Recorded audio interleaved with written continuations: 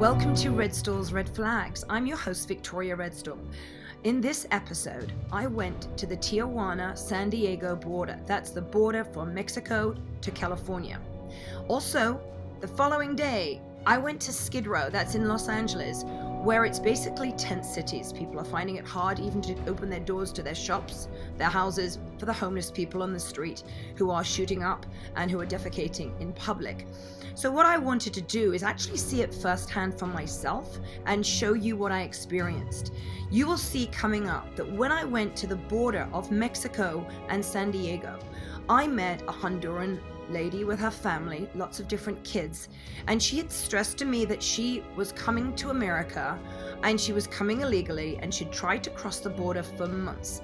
You will see that she did not want her face shown, hence you will not see her face. I also interviewed a man in Tijuana. He was a restaurant proprietor. He was explaining how he didn't want the Hondurans or the South Americans coming through Mexico, and nor do the people that he knows. I also went to Skid Row and interviewed various homeless people. So please watch and you will see why I did this show. It's to prove what the left is doing, their agenda, letting those immigrants in and also keeping our citizens on the street. Welcome to Redstall's Red Flags. We're here in Tijuana, downtown Tijuana, very, very close to the border, which we've just crossed. But right now we're going to go to Benito Juarez, which in Mexican is Bonito Juarez. Bonito Juarez is a sports complex where the immigrants from South America were housed. And they were taken care of over there 6 months ago until they all decided to rush the border. And that's when chaos broke out. That's when it became a crisis. And we're going to find out what has ensued, what has happened since then, why it has now become a crisis, why they rushed the border. I want to find out from their own words, their own personal story. Why are they fleeing their country? Why is it so bad? What can they contribute to America? What are they going to do in America when they're here? Do they not realize that we've got homeless people on our streets? I just want to understand from where they're coming from and find out their individual story, not just a general story, but their individual story. What job do you think you can do in America if you make it across the border? What job can you offer America? So she said she was willing to work hard for her kids, so whatever that job is. And are you going to teach your children English? Because America obviously is an English-speaking country. Are you going to make sure they're learning? Oh, why don't you come to Mexico? You speak the same language as Mexico, or go to El Salvador. So she says that the reason is because the situation in Mexico is very similar to Central America financially, so there's no hope in it. Do you know there are thousands of homeless people, homeless, in America right now, that are born in America and they're on the streets? The grass is not always green. I wanted to tell her that the grass is it's not going to be magic the other side. So what can they offer America when America have already got their own problems? You know, they've already got citizens on the streets. People who are living on the streets. Why do you think these immigrants would come over and add to the problems that America already has? I think if they can't contribute anything, why let them in? Don't let them in. Right. Like that. Would you think they'd want to go to a country that speaks their language? Yeah, but I mean, you know what? Mexico, we really don't want them. You don't want the Hondurans or the El Salvador. No, we really don't want them. We do. They should go back to their own country and struggle like we all have. Yeah. What do you think of ICE, immigration? ICE has to do what Homeland Security does, you know? The man in the White House wants the best for America's protection. You know? It ain't about building walls, it's about securing American citizens. I interviewed a Honduran woman who didn't want her face on camera. Her name was Rosa. She'd been trying to cross the border into America for the past 8 months with children, the children you heard screaming in the background. A number of them, there are 3 or 4 of them with different fathers. She wasn't with the father. She was with a friend of hers who was also trying to come across with a couple of his daughters without his wife or the mother of his children. And they stay in a hostel and they have a curfew, but they all stay in one room. So that's given to them in Mexico. So that was a Honduran woman who's got no job to go to, clearly doesn't speak the language.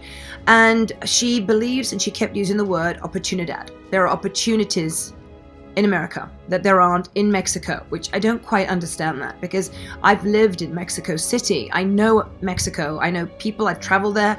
I've vacationed there, and I know the citizens of Mexico.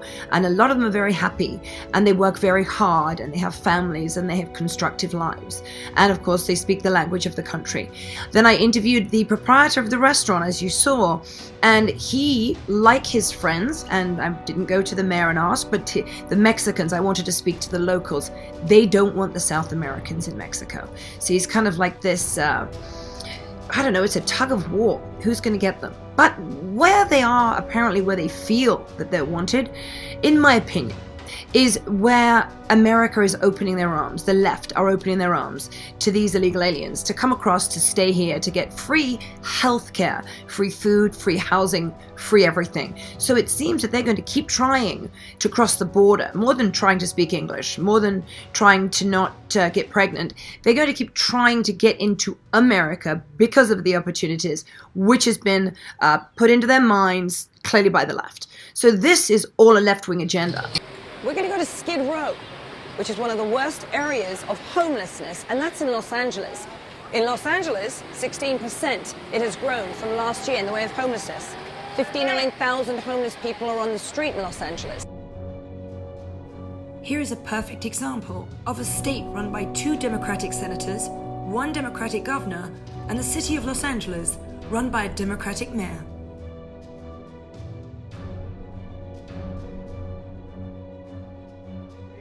Even the cities like Los Angeles, look at what's happening. These are our great American cities, and they're an embarrassment what the Democrats have let happen. From the border, I went to Skid Row, and one of the first persons that I met was a man in a wheelchair.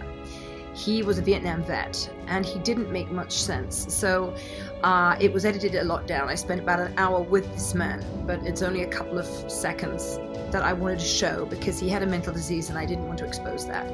But he'd been in the Vietnam War, he'd served this country, he was born in this country, and so was his family. And he's the first person I met on Skid Row. And then I'm a 69 to 71 vet. 69 to 71 vet. Strip. Everything. Strip. Los Angeles, the land of hopes and dreams, where people come from all over the world seeking fame and fortune. Thanks to our Democratic politicians' beliefs, their dreams often turn into nightmares, and they're now expecting us taxpayers to pay for this. For the election, you're hoping Trump will come back. And did you vote before in 2006? You voted for Trump. You're a citizen of America. Do you think the system's broken? Do you think that the illegal immigrants, or just immigrants in general that are crossing the border, do you think that contributes to the fact that there are more homeless people? You do? Yeah, what I've seen so far is a bit of a scary situation, but you've got the mental disease mixed with the drug addicts and those kind of people also combining. But you've also got level-headed people. It's very scary down here. It doesn't smell good at all. You want to breathe through your nose. Were you a veteran? You in the army? How long for? I was in 3 years total. 3 years. Sorry. What do you think of Eric Garcetti, which is the mayor of Los Angeles? Oh, they need to beat him out. He's a lump. He does nothing for this. One time they come out is when the camera comes.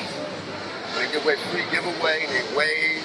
That's the only thing they do. The problem is the federal government gives the city and the county of Los Angeles this money. Whatever they do with it, they do.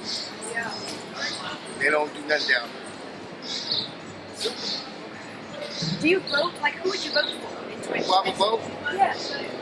I'll go for Donald Trump. You would voting for Donald Trump? Yeah. Yeah, because he wants to get you guys off the street, I heard. He gave us the money. Yeah? Yeah? He gave us the California the money. California did other things with the money. The man I just spoke to had been on the streets for 3 or 4 years. He had no mental disease, no PTSD, no drugs and no alcohol in his system. I believed him, I could actually tell.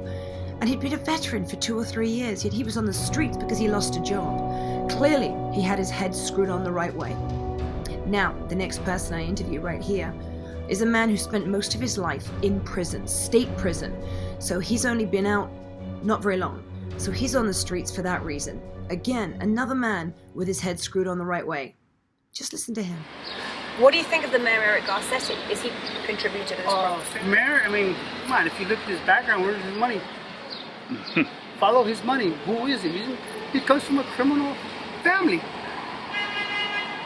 They're preaching. It's not what they're doing. They're destroying America from within. My family, my mother's side did come from Mexico City. My grandfather, my mom's father.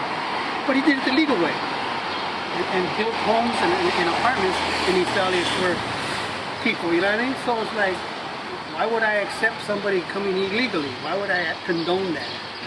My mom didn't condone me doing crime. Why should I condone somebody doing crime? Well, we need open borders. At night, I used to tell people when they had meetings and all these protests, I go, did you leave your front door open this morning? No, I didn't. I go, so how could you say open borders? You didn't leave your front door open. So you believe a country should have borders? Why not? God even wanted you. Listen to Nehemiah. Have you ever read the book about Nehemiah? The people actually and the children helped build the wall because there's always going to be enemies. What do you think of the problem of the homeless people? What do you think's caused this homeless people everywhere? The 16% rise from last year. The liberals. These are our great American cities, and they're an embarrassment. What the Democrats have let happen. This video is to show how the left, the Democrats, they don't care about the homeless people living on our streets here in California. They don't care about the illegals crossing the border into California, adding to the homeless problem. They really don't care about this crisis, and they are adding to it with their left agenda. However, people are now waking up, and as you can see by this video, a lot of people, homeless people, want to vote for Donald Trump in 2020.